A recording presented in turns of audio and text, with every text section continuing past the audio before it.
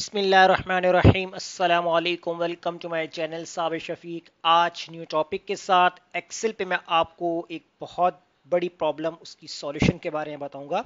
तो सबसे पहले आप हमारे चैनल को सब्सक्राइब कीजिए और साथ ही बेल आइकन पे क्लिक कीजिए ताकि हमारी जो भी वीडियो अपडेट हो सबसे पहले उसकी नोटिफिकेशन आप तक पहुंचे।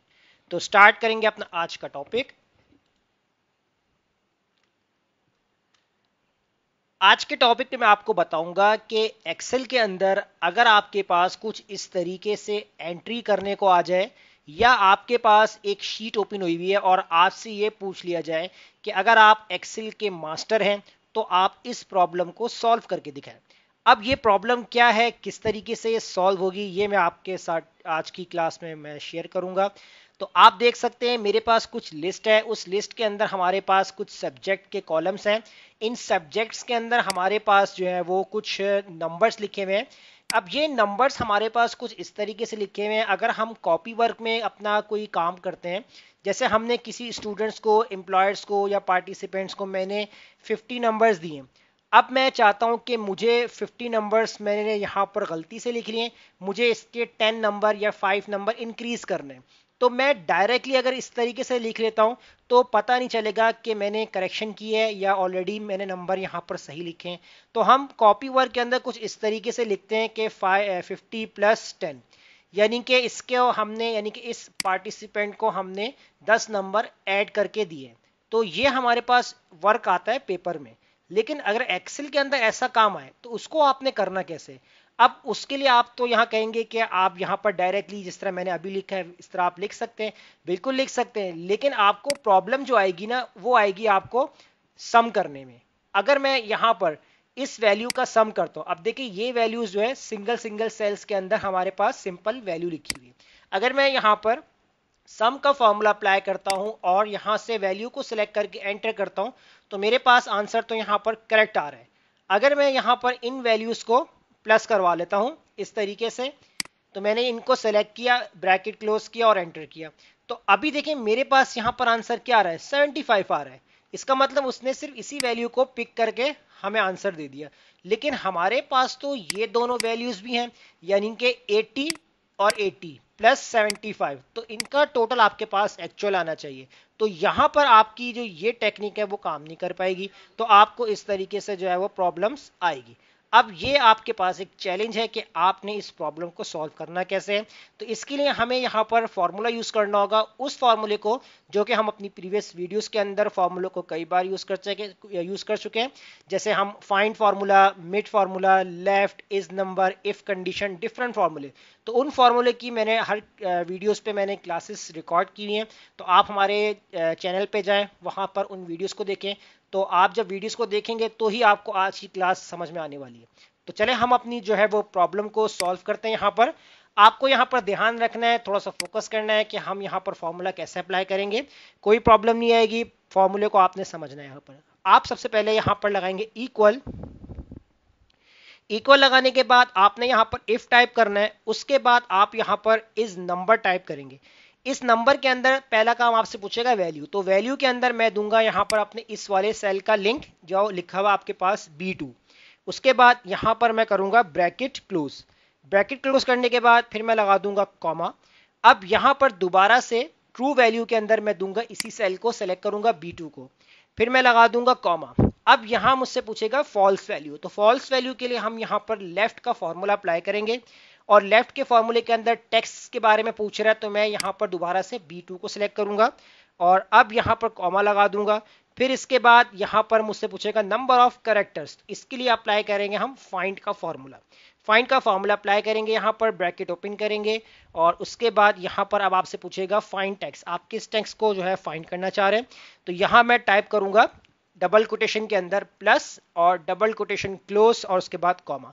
फिर आपसे पूछेगा विद इन टेक्स्ट, किस टेक्स्ट के अंदर, इस वाले सेल के अंदर। तो मैंने दोबारा से B2 को सिलेक्ट किया और ब्रैकेट क्लोज कर दिया और -1 कर दिया, यानी एक रिवर्स आएंगे हम। ब्रैकेट यहां पर हम क्लोज करेंगे और अब यहां लगाएंगे हम प्लस।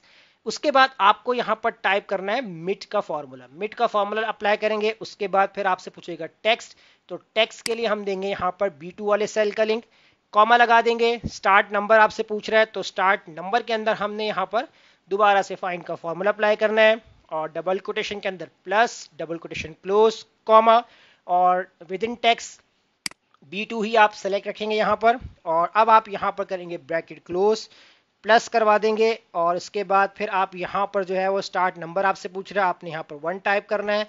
और अब आपसे पूछेगा स्टार्ट नंबर के बाद फिर आप यहाँ पर जो है 4 टाइप कर देंगे, कॉमा लगा लीजिएगा।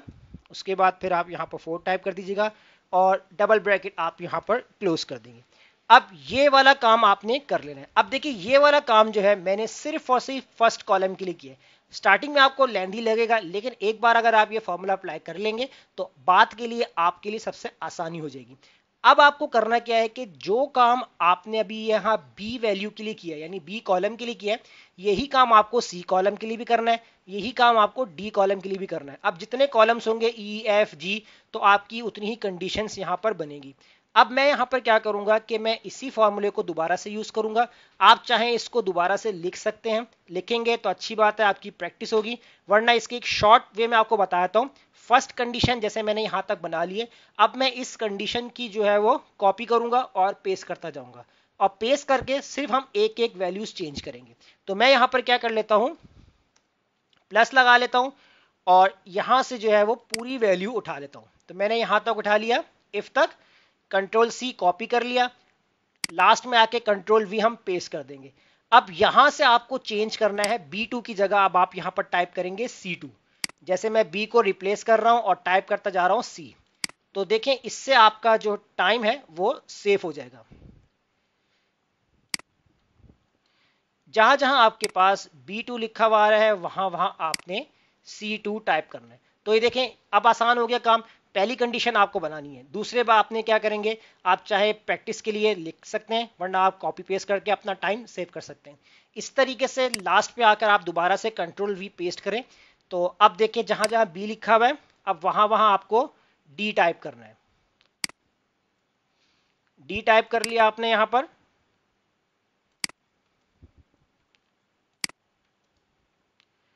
लास्ट आपका रह गया यहां पर, आप यहां पर भी डी टाइप कर लीजिए। अब लास्ट में याद रखिएगा जो प्लस आपने लगाया था वो भी कॉपी था, तो लास्ट में आ रहा होगा, यहां से आपने इसको रिमूव कर देना है। तो देखिए 3 कॉलम्स थे, तो 3 कॉलम्स के लिए 3 कंडीशन बनी है। जितने कॉलम्स होंगे उतनी ही यहां पर आपको कॉपी पेस्ट करवा के उनकी वैल्यूज चेंज करके आपको कंडीशन अप्लाई करनी है। तो बस ये आपका काम हो गया। अब आप यहां पर एंटर कर दीजिए। जैसे एंटर करेंगे अब आप देखें यहां पर काउंट करके 95, 47 प्लस 17, तो आपके पास आंसर यही आएगा 207। इस फॉर्मूले को आप कर दीजिए ड्रैग। जैसे ही आप इस फॉर्मूले को ड्रैग करेंगे तो आपका जो है वो काम हो गया। चले हम यहां पर रफली भी एक काम करके देखते हैं। जैसे आपके पास है 75 प्लस करवाते हैं, तो 75 में 10 प्लस करेंगे तो 85 हो जाएगा। फिर इसके बाद 70 के अंदर अगर हम 70 का 10 प्लस करते हैं तो हमारे पास 80 हो जाएगा। तो एंटर करते हैं, तो ये देखिए हमारे पास आंसर मैच हो गया।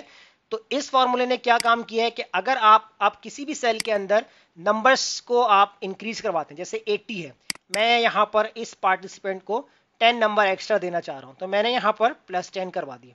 तो देखिए आपका फॉर्मूला ऑटोमेटिकली अपडेट हो गया। तो ये एक प्रॉब्लम आती है एक्सेल के अंदर, अगर हम इस तरह पेपर वर्क एक्सेल के अंदर लेके जाते हैं और अगर हम इस तरीके का काम करते हैं तो आपके लिए इस फॉर्मूले को यूज करके अपने काम को आसान बना सकते हैं और अपनी जो प्रॉब्लम होगी तो वो उसको आप सॉल्व कर सकते हैं।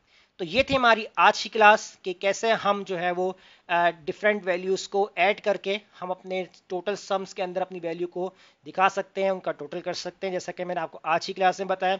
तो वीडियो अच्छी लगे लाइक कीजिए, फ्रेंड्स में शेयर कीजिए और हमारे चैनल को सब्सक्राइब करना मत भूलिएगा। मिलते हैं नेक्स्ट वीडियो में, शुक्रिया।